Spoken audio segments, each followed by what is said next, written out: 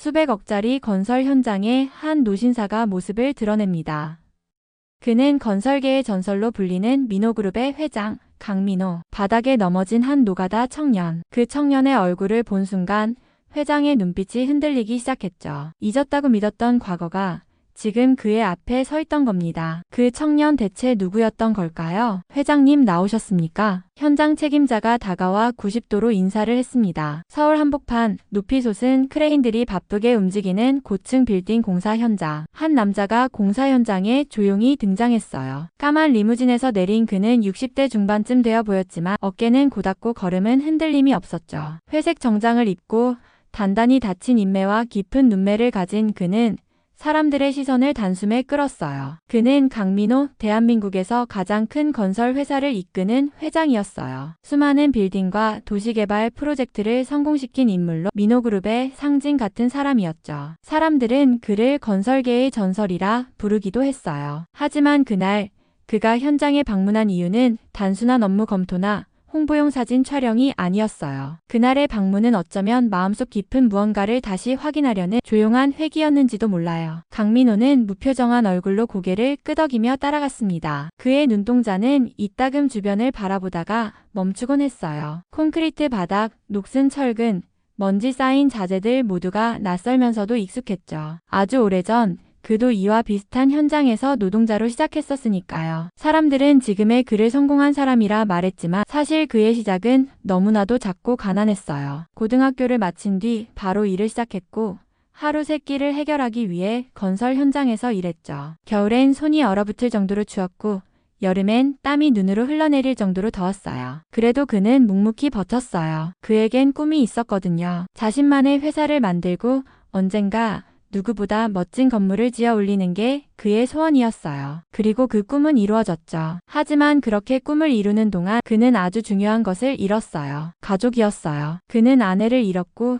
3살짜리 아들도 함께 떠나보냈어요. 물론 그들이 죽은 건 아니었어요. 그저 그의 곁을 조용히 떠난 것이었죠. 그때 그는 너무 바빴어요. 눈앞에 일, 도면, 자금 계획, 인허가 문제들로 하루가 다 지나갔고 가족은 점점 뒷순위로 밀려났어요. 아내는 여러 번 말했어요. 당신은 우리한테 관심이 없어요. 늘 회사, 늘 직원들 난 당신 옆에서 점점 투명해지는 기분이에요. 그는 대꾸하지 않았죠. 성공하면 다 해결될 거야. 그렇게 생각했어요. 하지만 그 생각은 틀렸어요. 어느 날 집에 들어오니 아내와 아이는 흔적도 없이 사라져 있었어요. 하루 이틀 일주일 처음엔 곧 돌아올 거라고 믿었어요. 하지만 그들은 돌아오지 않았어요. 그리고 세월은 25년이라는 이름으로 흘러갔어요. 그 이후로 그는 매년 사설 탐정을 고용했고 전국 병원과 주민등록 전산망을 뒤졌어요. 하지만 아내는 흔적을 남기지 않았어요. 마치 일부러 그를 피해 숨은 사람처럼요. 그의 마음속에는 오랫동안 지워지지 않는 그림자 하나가 있었어요. 그림자 속엔 아이의 웃는 얼굴이 있었고 아내의 쓸쓸한 뒷모습이 있었죠. 그는 그 기억을 입 밖에 꺼낸 적 없었어요. 가족이라는 단어를 조심스럽게 피하며 살았어요. 공사 현장을 걷는 그의 발걸음은 무겁지 않았지만 마음만은 묵직했어요. 현장 직원들은 그의 등장에 긴장하면서도 예의를 갖췄어요. 그는 고개를 끄덕이며 일일이 인사를 받아주었죠. 철근 더미를 지나고 콘크리트가 부어지는 바닥을 지날 때 문득 그는 멈춰섰어요. 바닥 한쪽에 아주 어린 노동자가 자재를 옮기고 있었어요. 덩치는 크지 않았지만 몸의 균형을 잡으려 애쓰는 모습이 눈에 띄었죠. 바로 그 순간 쾅! 무거운 자재 한쪽이 기울면서 청년이 그대로 바닥에 넘어졌어요. 모두가 놀라 주춤했지만 강민호만은 반사적으로 앞으로 달려갔어요. 그는 손을 내밀었어요. 괜찮은가? 조용한 목소리였지만 진심이 담겨 있었죠. 젊은 청년은 머쓱한 얼굴로 몸을 일으켰어요. 먼지를 털며 말했죠. 괜찮습니다. 죄송합니다. 그리고 그 순간 청년이 고개를 들고 강민호와 눈이 마주쳤어요. 그는 멍하니 그 얼굴을 바라보았어요. 마치 어딘가에서 아주 오래전에 본 얼굴을 다시 마주한 기분이었죠. 그 청년의 눈빛, 단단한 턱선, 가느다란 눈썹과 깊은 눈동자, 정말 많이 닮아 있었어요. 그의 심장이 잠시 멈췄다 다시 뛰는 듯 했어요. 이름 모를 감정이 속에서 솟구쳤고 머릿속은 어지러워졌어요. 설마 아닐 거야. 그럴 리가. 하지만 왜 이렇게 익숙하지? 그는 계속 그 청년을 바라보았어요. 청년도 이상하다는 듯 고개를 숙이고 빠르게 자리를 정리했죠. 그날 오후 내내 강민호의 마음은 그 청년에게 붙잡혀 있었어요. 이름도 나이도 모르는 그 청년이 어쩐지 잃어버린 무언가를 건드린 것 같았어요. 조용한 바람이 현장을 스쳐 지나갔고 회색빛 콘크리트 사이로 아주 작은 떨림이 번지고 있었어요. 그는 처음으로 속삭였어요. 혹시 널까? 해가 중천에 떴을 무렵 현장은 점점 더 활기를 띠기 시작했어요. 크레인의 팔이 천천히 움직였고 무거운 자재들이 하나둘씩 위로 올라갔죠. 현장에서는 식사 시간이 가까워오자 어디선가 컵라면 향과 국밥 냄새가 살랑살랑 흘러나왔어요. 그러나 강민호 회장의 마음은 점점 무거워지고 있었어요. 그는 철근 옆에 서서 잠시 고개를 떨군 채 생각에 잠겨 있었어요. 조금 전 넘어진 그 청년의 얼굴이 자꾸 떠올랐기 때문이었죠. 이름도 모르고 무슨 사연을 가진 사람인지도 모르는 그 청년. 하지만 얼굴이 어딘가 너무 낯익었어요. 그의 기억 속 흐릿하게 남아있는 3살 아이의 얼굴. 오랜 세월 동안 단 한 장의 사진으로만 기억되던 그 모습과 이상하리만큼 닮아 있었죠. 회장은 조용히 현장 책임자에게 물었어요. 조금 전 넘어진 청년 이름이 뭔가? 책임자는 순간 놀라며 어딘가 어색한 표정을 지었어요. 아, 예, 잠시만요. 책임자는 현장 반장을 불렀고 회장의 질문을 전했어요. 곧 60대 중반쯤 되어 보이는 현장 반장이 조심스럽게 다가와 말했어요. 그 청년 이름은 강윤재입니다. 25이고 우리 현장에서 일한 지는 이제 1년 조금 넘었어요. 강윤재. 그 이름이 귓가에 천천히 울려 퍼졌어요. 회장은 눈을 깜빡이며 그 이름을 마음속으로 몇 번이고 되뇌었죠. 윤재. 그건 25년 전 그가 아내와 함께 떠난 아들의 이름이었어요. 가슴이 철렁 내려앉는 듯 했어요. 심장이 두근거리며 조금 빨리 뛰기 시작했죠. 입술이 말라붙었고 손끝은 조금씩 떨렸어요. 회장은 최대한 침착한 목소리로 물었어요. 그 청년 가족은 있나? 현장 반장은 잠시 머뭇거렸어요. 제가 아는 바로는 가족 없이 혼자 살고 있다고 들었습니다. 어머니는 3년 전에 자궁암으로 돌아가셨다고 하더군요. 그 말을 들은 순간 마치 오래된 벽이 우두둑하고 안에서 무너져 내리는 듯 했어요. 서지연, 그의 아내 이름이었죠. 그 순간 어딘가에서 꾹 눌러왔던 감정이 조용히 고개를 들었어요. 그동안 아무에게도 말하지 않았던 회한과 후회, 그리고 여전히 끝나지 않은 기다림이 가슴속에서 천천히 움직이기 시작했어요. 그는 아무 말 없이 고개를 끄덕였어요. 그리고 조용히 말했죠. 그 청년에 대해 더 알고 싶네. 자세히 알아보고 나에게 직접 보고해줘. 회장은 현장 투어를 마치는 내내 마음이 어딘가 떠있는 듯 했어요. 책임자의 설명이 들리는 듯 안 들렸고 눈앞에 보이는 건설 현장조차 흐릿하게 느껴졌어요. 그저 머릿속엔 윤재라는 이름만이 맴돌고 있었죠. 현장을 떠나 회사로 돌아오자마자 그는 비서를 불렀어요. 강윤재라는 청년에 대해 조사해봐요. 가족관계, 출신 학교, 지금까지 어떤 삶을 살았는지 모든 걸 알아봐 주세요. 가능한 빨리. 비서는 잠시 놀란 얼굴이었지만 곧 고개를 숙이고 조용히 방을 나갔어요. 사무실엔 다시 정적이 흘렀어요. 강민호는 책상 서랍을 열어 조심스럽게 오래된 지갑 하나를 꺼냈어요. 지갑 안쪽 깊은 곳, 그는 늘 가지고 다니던 낡은 사진 한 장을 꺼냈죠. 사진 속에는 젊은 부부와 3살쯤 되어 보이는 남자아이가 서 있었어요. 아이의 손에는 조그마한 공룡 인형이 들려 있었고 그는 카메라를 향해 해맑게 웃고 있었어요. 그 모습은 오랫동안 그의 기억 속에서 살아 있었어요. 하지만 이제 그 기억이 현실로 이어질지도 모른다는 생각에 그는 조심스럽고 두려운 마음이 들었어요. 혹시 그 청년이 진짜 윤재라면 왜 그렇게 힘들게 살아온 걸까? 왜 그는 아무도 의지할 곳 없이 그 거친 건설 현장에서 일하고 있는 걸까? 왜 그 어머니는 자신에게 연락 한 번 하지 않았던 걸까? 수많은 물음표가 가슴속에서 떠올랐지만 아직은 아무것도 단정 지을 수 없었어요. 그저 마음 한구석에서 오래전 잃어버린 가족이 바로 눈앞에 있었을지도 모른다는 사실이 그를 가만히 흔들고 있었어요. 그리고 그날 밤 회장은 혼자 사무실에 남아 오래도록 책상 앞에 앉아 있었어요. 전등 불빛 아래 그는 강윤재라는 이름을 메모지에 조용히 써내려갔어요. 강윤재 25세. 바로 그 아래 서지연, 자궁암으로 사망 3년 전이라는 글자도 따라 적혀 있었어요. 그가 처음으로 무너졌던 순간 그는 그 이름 앞에서 다시 서 있었어요. 그리고 아주 조심스럽게 조용한 목소리로 혼잣말을 했어요. 정말 내가 맞다면 이제라도 늦지 않기를. 며칠이 지났어요. 서울 하늘은 흐렸고 바람이 도심 사이를 천천히 스쳐 지나가고 있었어요. 공사 현장은 여느 때처럼 바쁘게 움직였고 굵은 철근이 쌓이는 소리와 콘크리트 타설 기계의 낮은 진동음이 계속 울려 퍼졌죠. 하지만 한 사람의 마음은 그 소리들 사이에서 조용히 떨리고 있었어요. 강윤재, 25세 청년은 철근 위에서 작업을 하다 말고 잠시 먼 하늘을 올려다보았어요. 그의 눈가에는 자주 보이는 피로가 깃들어 있었고 손에는 굳은 살과 상처가 여러 겹으로 겹쳐 있었죠. 하지만 그날따라 조금 달랐어요. 며칠 전 자신을 도와준 회장의 눈빛이 자꾸 떠올랐거든요. 낯선 손이었지만 이상하게도 따뜻했고 괜찮은가? 하고 묻는 그 짧은 한마디가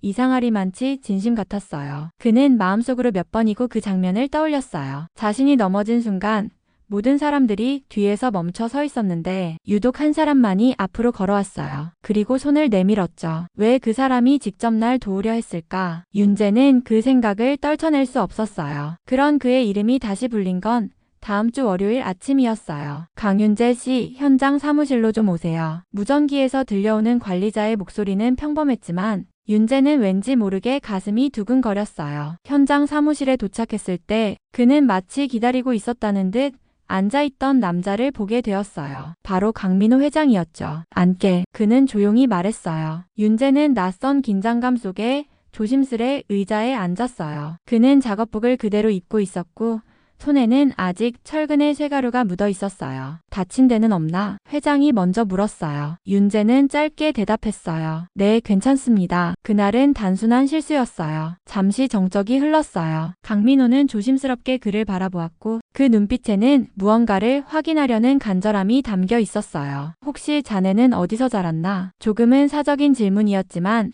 회장의 목소리는 부드러웠어요. 윤재는 당황한 듯 고개를 살짝 기울였어요. 서울 외곽에서요. 어머니랑 단둘이 살았고 지금은 혼자입니다. 그 대답을 듣자 강민호의 눈동자가 아주 잠깐 흔들렸어요. 하지만 그는 다시 침착하게 얼굴을 다잡았어요. 어머니 이름이 혹시 서지연 맞나? 그 이름을 입에 담는 것조차 조심스러웠던 것처럼 회장은 아주 조용히 그리고 천천히 그 이름을 꺼냈어요. 윤재는 갑자기 의자에서 등을 뗐어요. 그걸 어떻게 아세요? 그의 목소리에는 놀라움과 경계심이 동시에 섞여 있었어요. 그 순간 강민호는 지갑을 꺼내 한 장의 낡은 사진을 테이블 위에 놓았어요. 그 사진 속에는 어린 남자아이와 젊은 부부가 함께 웃고 있었어요. 아이의 손엔 작은 인형이 들려 있었고 그 눈빛은 지금의 윤재와 너무나도 닮아 있었죠. 윤재는 사진을 바라보며 말을 잃었어요. 한참 동안 아무 말도 하지 못했어요. 너다. 회장이 조용히 말했어요. 내가 내 아버지다. 공사 현장 바깥의 소음은 여전히 시끄러웠지만 그 방 안은 무서울 만큼 조용했어요. 윤재의 얼굴에 수많은 감정이 떠올랐다가 사라졌어요. 놀람, 분노, 혼란, 그리고 믿기지 않는다는 눈빛. 아버지라고요? 그는 마치 믿을 수 없다는 듯 중얼였어요. 아버지는 없었습니다. 우리를 찾지도 않았고 돌아오지도 않았어요. 회장은 그 말에 한참 동안 아무 말도 하지 않았어요. 그저 조용히 고개를 떨군 채 작게 떨리는 손으로 사진을 다시 집어들었어요. 나는 찾으려 했어. 수십 번, 수백 번. 하지만 내 어머니가 일부러 흔적을 숨겼어. 아마 나를 다시 만나고 싶지 않았던 거겠지. 윤재는 말없이 입술을 깨물었어요. 그의 마음속에서도 수많은 기억들이 소용돌이쳤어요. 병원 침대에 누워 힘없이 숨을 쉬던 어머니의 얼굴, 아버지에 대한 말은 항상 짧고 차가웠던 말투. 너한텐 그런 사람 없어. 우린 둘이면 돼. 그런데 지금 그 사람은 눈앞에 있었어요. 아버지라고 말하며 떨리는 눈으로 자신을 바라보고 있었죠. 윤재는 말을 삼켰어요. 무슨 말을 해야 할지,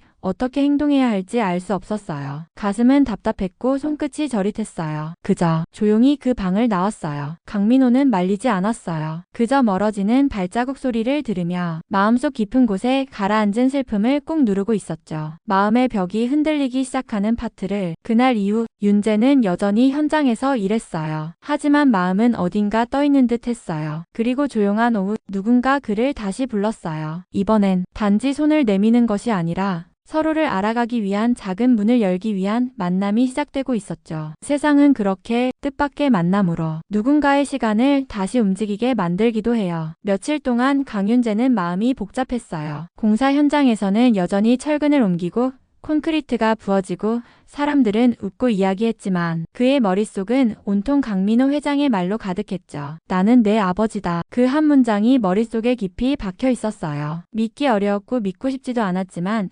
이상하게도 그 말이 자꾸 떠올랐어요. 사진 속 어린 자신과 어머니의 모습, 그리고 옆에 있었던 그 남자의 얼굴, 어렴풋한 기억들이 조심스럽게 떠오르기 시작했어요. 윤재는 밤이면 잠을 제대로 자지 못했어요. 이불을 덮고 누워 천장을 바라보면 어머니의 목소리와 민호의 말이 교차했어요. 우린 너 없이도 잘 살 수 있어. 나는 정말 너희를 찾으려고 애썼어. 어떤 말이 진실일까? 누구의 말이 맞을까? 그리고 나는 왜 이렇게 혼란스러울까? 그러던 어느 날 퇴근 후 좁은 원룸에 돌아온 윤재는 낡은 서랍 속 상자 하나를 꺼냈어요. 그 안에는 어머니의 유품이 고이 담겨 있었어요. 옷가지 몇 벌, 손때 묻은 작은 반지꼬리, 그리고 오래된 노트 한 권. 그 노트는 어머니가 생전에 늘 품 안에 두고 다니던 것이었어요. 윤재는 그동안 열어볼 엄두를 내지 못했어요. 어머니는 생전에 이렇게 말했거든요. 이 노트는 내가 어른이 되면 정말 궁금할 때 보렴. 그날 밤 윤재는 조심스럽게 노트를 펼쳤어요. 페이지마다 빽빽하게 적힌 글씨. 처음 몇 장은 그의 어릴 적 이야기가 적혀 있었어요. 처음 걸었던 날, 고열로 밤새 뒤척이던 날, 생일마다 만든 미역국 이야기. 그렇게 천천히 페이지를 넘기다가 윤재는 어느 한 문장에서 멈췄어요. 민호가 우리를 찾고 있다는 소식을 들었다. 하지만 나는 그를 만날 수 없다. 그가 우리를 정말 위해주는 사람이라면 진작에 옆에 있었어야 했다. 윤재의 눈이 커졌어요. 찾고 있었다고? 다음 페이지에는 이런 문장도 있었어요. 어쩌면 나는 너무 쉽게 등을 돌린 걸지도 모른다. 민호도 나름의 이유가 있었겠지. 하지만 나는 그를 믿지 못했다. 윤재가 아버지 없이 자라는 게 차라리 낫다고 생각했다. 그게 옳았는지는 모르겠다. 윤재는 그 자리에 한참 앉아 있었어요. 노트를 덮지 못한 채 조용히 어머니의 글을 바라보았죠. 글자마다 맺혀있는 후회의 그림자, 그리고 묵묵히 담아낸 슬픔. 어머니는 알고 있었어요. 회장님이, 아니 아버지가 자신들을 찾고 있었다는 걸. 하지만 만남을 피했던 거예요. 상처가 너무 깊었고 믿음은 너무 멀어져 있었으니까요. 윤재는 그제야 이해할 수 있었어요. 왜 어머니가 아버지에 대해 말을 아꼈는지, 왜 항상 단호한 얼굴로 그 사람은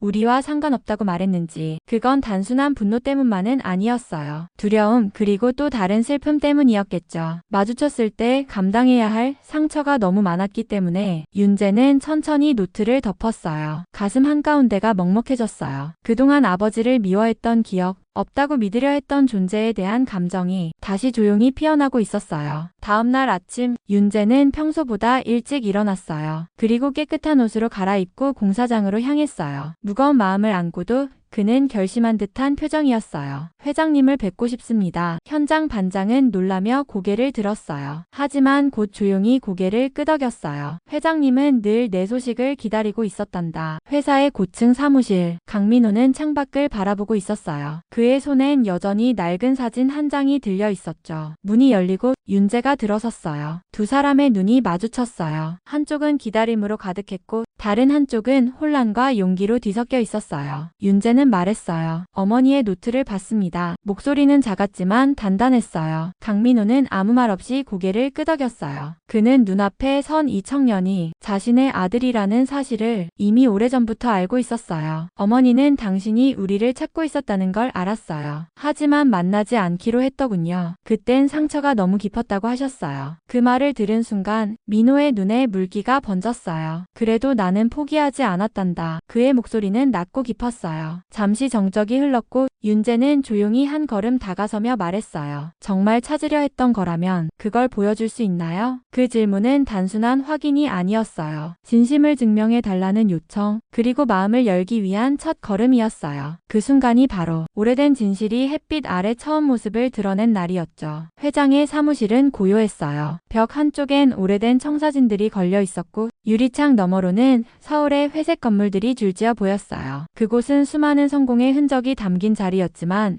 지금 이 순간만큼은 단 한 사람의 시선만이 중요했어요. 강윤재는 천천히 회장 앞에 앉았어요. 손에는 어머니의 일기장을 가볍게 쥐고 있었죠. 마음속은 여전히 정리되지 않은 감정들로 복잡해요. 노트를 통해 들여다본 진실. 그 진실이 오히려 더 많은 질문을 만들어내고 있었어요. 증명해주세요. 그는 낮은 목소리로 말했어요. 정말 우리를 찾으려고 했다는 것. 그게 진심이었는지. 강민호는 한참 동안 아무 말 없이 그를 바라보았어요. 이 아이가 자신의 아들이라는 걸 처음 확신한 순간을 떠올렸어요. 그리고 그동안 숨기고 살아왔던 수많은 감정을 꺼내어 이제는 마주해야 한다는 걸 알고 있었어요. 그는 조용히 책상 서랍을 열었어요. 안에는 오래된 갈색 파일 하나가 놓여 있었죠. 민호는 그것을 꺼내 조심스럽게 책상 위에 올려놓았어요. 이건 내가 25년 동안 너희를 찾으면서 쌓은 기록이란다. 파일 안에는 여러 장의 문서가 정리되어 있었어요. 경찰에 제출한 실종신고서, 사설 탐정에게 보낸 의뢰서, 학교와 병원에 보내진 확인 요청서. 어떤 건 빛바랜 종이였고 어떤 건 최근에 인쇄된 것처럼 말끔했어요. 윤재는 파일을 넘기며 말없이 문서들을 살펴보았어요. 한 장 한 장, 그 속에 담긴 시간들을 따라가듯 조심스럽게 읽었죠. 어느 병원의 입원 기록 조회 요청서에 서지연이라는 이름이 적혀 있었고, 한 초등학교의 등록 확인 요청서엔 강윤재, 생년월일 98년 5월 3일이라고 적혀 있었어요. 그때까지 아무 말 없이 서류만 넘기던 윤재가 문득 손을 멈췄어요. 서류 한 장의 모서리에 작게 손글씨로 적힌 메모가 눈에 들어왔어요. 윤재는 지금쯤 많이 자랐겠지. 혹시 어디선가 이 글을 본다면 아빠는 너를 절대 잊은 적이 없다는 걸 기억해줘. 그 글씨는 서툴렀지만 따뜻했어요. 윤재는 순간 목이 메었어요. 이런 문장 하나가 그동안 단단히 닫아두었던 마음을 천천히 흔들고 있었어요. 왜 이렇게 오랫동안 찾았으면서도 우릴 못 찾았나요? 윤재가 입을 열었어요. 목소리에는 울컥한 감정이 묻어 있었어요. 강민호는 조용히 고개를 떨궜어요. 나는 너희가 떠난 직후부터 찾기 시작했단다. 하지만 내 어머니는 모든 흔적을 지우고 떠났어. 심지어 내 형제들조차 너희 소식을 알려주지 않았어. 그땐 회사 안에서도 권력을 두고 다투던 시기였지. 그들은 내가 가족을 찾는 걸 원치 않았어. 그게 회사를 약하게 만들 거라고 생각했으니까. 윤재는 당황한 듯 물었어요. 형제들이요? 그래, 내 동생들이었지. 가족이라 믿었던 사람들이 내 등에 칼을 꽂았어. 난 너무 늦게 알았단다. 그들이 정보를 일부러 감추고 있었다는 걸. 말을 마친 회장의 눈엔 피로와 슬픔이 함께 맺혀 있었어요. 윤재는 말없이 창밖을 바라보았어요. 도시는 여전히 분주했지만 그의 마음은 멈춰선 것처럼 조용했어요. 어머니는 항상 그랬어요. 아버지는 우리를 버렸다고.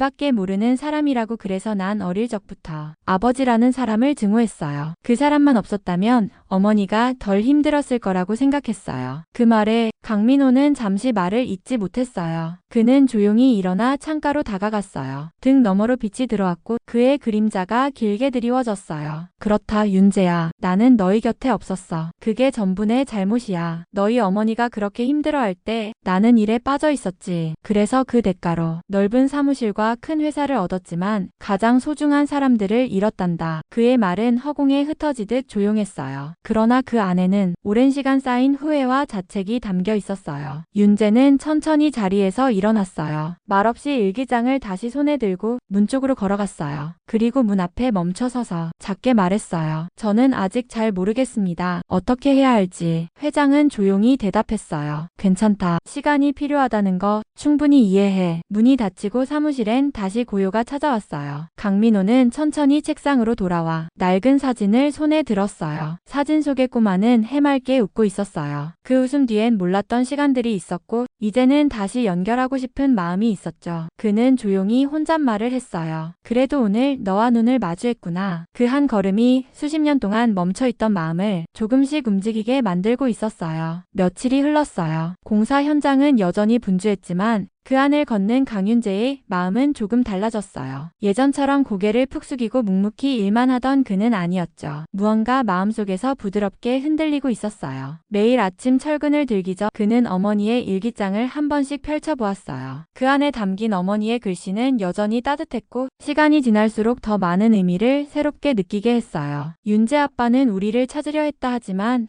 나는 그를 받아들이지 않았다. 마음 한켠에는 늘 미안함이 있었다. 윤재가 크면 언젠가는 알게 되겠지. 그 문장을 여러 번 읽을수록 어머니의 복잡한 마음이 전해졌어요. 사랑과 분노, 그리고 그 속에 숨어있던 연민까지도요. 그날도 윤재는 일기장을 조심스레 덮고 공사장으로 향했어요. 출근길 바람은 살짝 쌀쌀했지만 그에게는 그 바람마저 조금 익숙하게 느껴졌어요. 현장에 도착하자 김두식 반장이 그를 기다리고 있었어요. 반장은 평소처럼 웃었지만 어딘가 조심스러운 눈빛이었죠. 점심시간에 회장님이 잠깐 얘기하고 싶다고 하시더구나. 윤재는 고개를 끄덕였어요. 이제는 회장님이라는 단어보다는 그 사람 혹은 아버지라는 말이 마음속에 먼저 떠오르고 있었어요. 점심 무렵 두 사람은 공사장 근처 작은 식당에서 마주 앉았어요. 식당 안은 한산했고 김치찌개가 끓는 소리와 가끔 들리는 식기 소리 외에는 조용했어요. 윤재가 먼저 입을 열었어요. 어머니가 남긴 노트를 매일 읽고 있어요. 강민호는 놀라지 않았어요. 그는 고개를 천천히 끄덕였어요. 그 노트에는 당신을 미워하면서도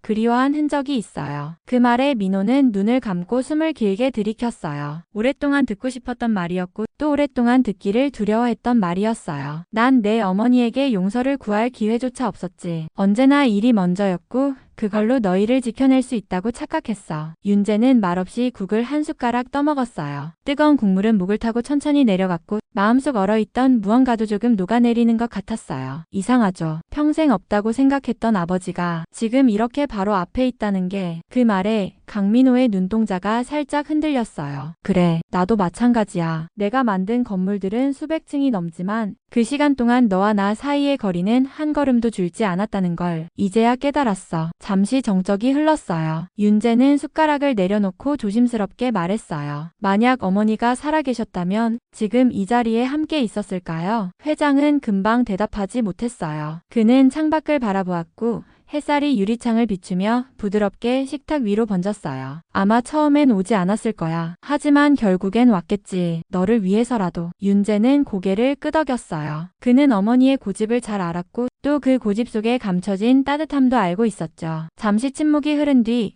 윤재는 조용히 입을 열었어요. 회장님 아니 아버지라고 불러도 될까요? 그 말은 아주 조용했지만 그 안에는 용기가 있었고 오랜 시간의 망설임이 담겨 있었어요. 강민호는 고개를 천천히 끄덕였어요. 그는 손끝으로 식탁 모서리를 가볍게 쓸며 작게 대답했어요. 그래 윤재야. 그 순간 식당 안의 조용한 공기 속에서 두 사람 사이의 긴 벽이 조금씩 허물어졌어요. 과거는 되돌릴 수 없지만 그들은 지금의 순간을 함께 마주하고 있었어요. 식사를 마친 후 두 사람은 식당 밖으로 나왔어요. 하늘은 맑았고 봄바람이 부드럽게 옷깃을 스쳐 지나갔어요. 이제 뭘 해야 할지 아직 잘 모르겠어요. 윤재가 말했어요. 괜찮다. 당장은 아무것도 하지 않아도 돼. 그냥 네가 내 옆에 있다는 것만으로도 나는 충분하다. 그 말은 짧았지만 그 안에 담긴 마음은 깊었어요. 그리고 그날 밤 윤재는 오래간만에 깊이 잠들었어요. 꿈속에서 어머니가 웃고 있었고 멀리서 누군가가 손을 흔들고 있었어요. 그는 그 사람을 향해 천천히 다가갔어요. 그 손은 따뜻했고 그 품은 익숙했어요. 처음 느껴보는 평온함 속에서 윤재는 이렇게 생각했어요. 아마 용서는 누구를 위해서가 아니라 내 자신을 위해 필요한 걸지도 모르겠다. 그 밤은 다른 어느 날보다 조용했고 그 조용함 속에서 서로를 향한 첫 용서가 작게 그리고 조심스럽게 피어나고 있었어요.